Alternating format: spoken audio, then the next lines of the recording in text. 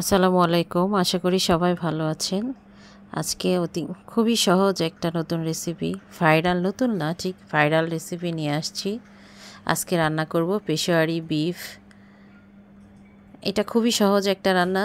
Pressure কুকারে দিচ্ছি যাতে ভালো হয়, সময় কম লাগে, সবাই ইজিলি করতে পারে। প্রথমে প্রেশার কুকার গরম করে ঘি দিয়ে দিয়েছি। ঘিটা গরম হলেই এর মধ্যে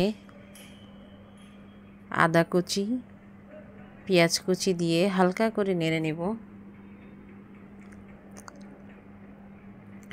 আদা কুচি পেঁয়াজ কুচি দিয়ে একটু নেড়ে নিচ্ছি যাতে ফ্লেভারটা আসে, ঘিয়ের মধ্যে ঢুকে যায়। এটা করলে ভালো লাগে খেতে, কাঁচাও দেওয়া যায় একসঙ্গে।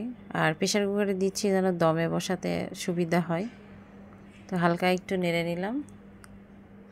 নেড়ে নিয়ে এখন মাংসগুলো দিয়ে দেব।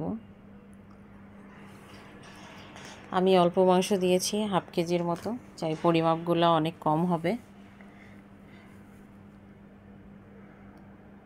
পেঁয়াজ একটু কালার চেঞ্জ হলেই মাংস দিয়ে দিচ্ছি। মাংস দিয়ে ভালো করে একটু নেড়ে নেব যেন ঘিয়ের মধ্যে মাংসের গন্ধটা ঢুকে যায়। একটু বেশি করে ঘি দিবেন। এখন টমেটো দিচ্ছি। আমি রসুন কোয়া করে দিয়েছি, যেহেতু অল্প মাংস তাই গোটা রসুন দিইনি। আপনারা বেশি রানলে গোটা রসুন দিবেন।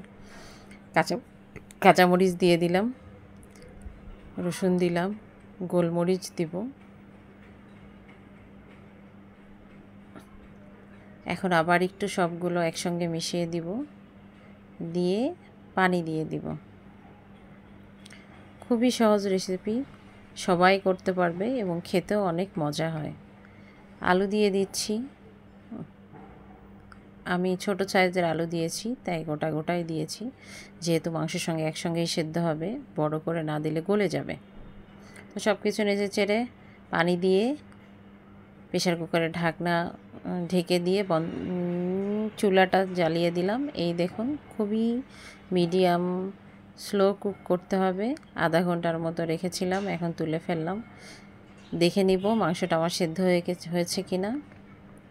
দেখে মনে হচ্ছে মাংস সেদ্ধ হয়েছে, কারণ মাংস থেকে হাড় আলাদা হয়ে গিয়েছে। অনেক সুন্দর গন্ধ বের হয়েছে, ঘিয়ের গন্ধ। এটা ঘি দিয়ে রান্না করতে হয়, তাহলে টেস্টটা ভালো আসে, তেলে অত ভালো টেস্ট আসে না। এই তো হয়ে গেল মজাদার ঝটপট পেশোয়ারি বিফ। খেতে অনেক মজা হয়। এটা রুটি, সাদা পোলাওয়ের সঙ্গে খেতে অনেক ভালো লাগে। আশা করি আপনারাও সবাই বাসায় ট্রাই করবেন এবং খেয়ে জানাবেন কেমন হয়েছে।